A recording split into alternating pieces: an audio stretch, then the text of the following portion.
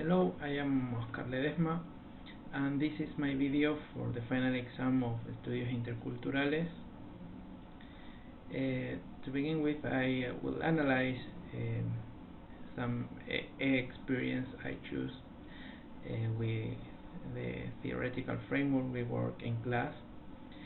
Here we can see a timeline of the main experiences I have with the English language, and also a small experience with the third language, but that is not important. And I draw squares around the three experiences I choose. I choose three main experiences. The first one was in 2004, in which I started playing a game called Metal Gear Solid, which was good, but it had a problem. It was completely in English and had no option to change the language, so I spent a few days trying to complete it without any help.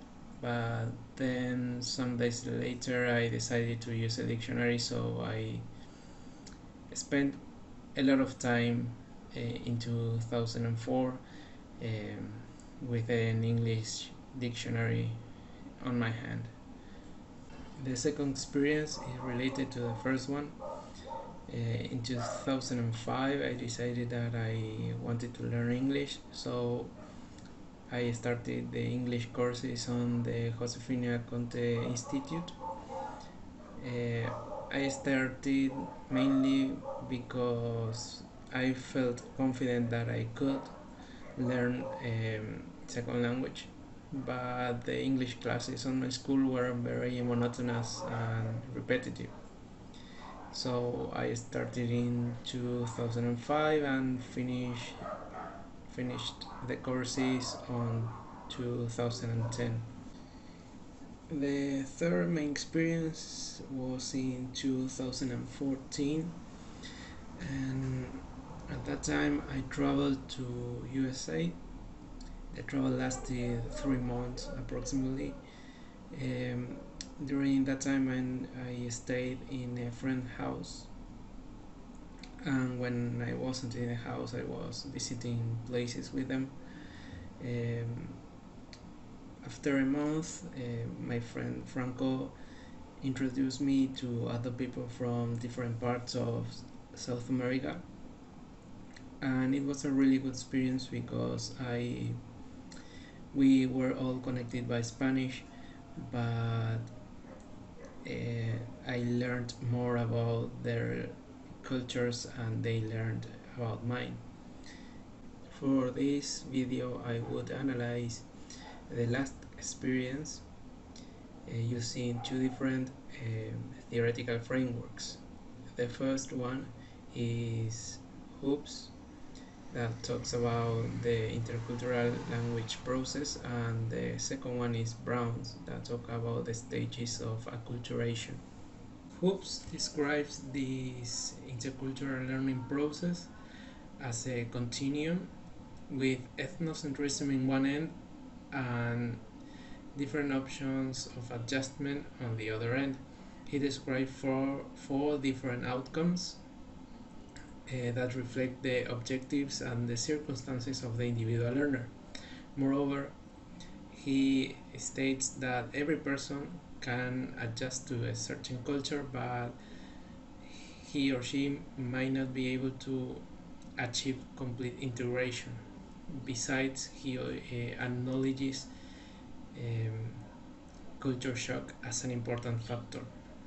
During this trip, it was a must speak in English, even if the speakers were Spanish speakers. Um, at first, I had problems interacting. I felt embarrassed every time nobody understood whatever I was trying to say, and that made me reluctant to speak in English for some time. But then I decided that I should enjoy more, and that helped me a lot to improve and to interact with people from that country. At first, during the trip, the cultural shock was really hard because everything was different. The food was different, the water was different, the culture clash was really notorious, and the only thing I had in common with someone was the thing I shared with my friends from Argentina. My intercultural learning process would be like this. Ethnocentrism. At first, I considered myself a kind of superior because I do not only speak Spanish but also English. I have never denigrated other cultures, but I must confess that I laughed a little bit at those trying to speak Spanish with weird invented accents or even speaking their language. Then awareness. Moreover, when my daily life went on, I realized that those people were like my siblings and not my enemies, and that their culture was going to be my culture for some months. What is more, I started interacting more and understanding more of the things they spoke to me. Then, understanding, I could recognize the complexity and value of USA culture and history, and I started involving more with them. By this time, my English was still very formal or poorly used in certain contexts, but my adaptation was improving. I understood that it does not matter if they are different, what is more, differences make us unique. Um, Appreciation. Besides, I recognize I compared and contrasted both cultures and languages, and I began to appreciate the variety of their uses, slangs, idioms, food, traditions, etc. Finally, I could develop cross cultural learning and I could communicate and I apply it to any intercultural situation, and that was multiculturalism.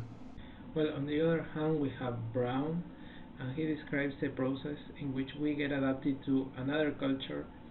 This process is called acculturation, and he describes different stages based on the culture shock and how we recover from it in order to adapt to the new culture. He also states that this process of acculturation is related to the individual learner's perspective on their culture and the new culture. So the more socially close the two cultures are, the more conductive the more conductive the language learning circumstances will become. Describe my model of acculturation would be something like this. At first, there was excitement and euphoria. That happened before traveling to the USA. I felt anxious about my new city, family, food, works, and neighborhood. Then the culture shock. When I arrived in the city, I realized that the differences were more than expected, and I started feeling unsafe. After that, luckily, we had the gradual recovery and the culture stress. While my daily life was happening, I started knowing and assimilating the new culture and language. Finally, I had a near full recovery. In the last weeks of experience, I adapted to the new culture and language. I also finished finding a new person in me.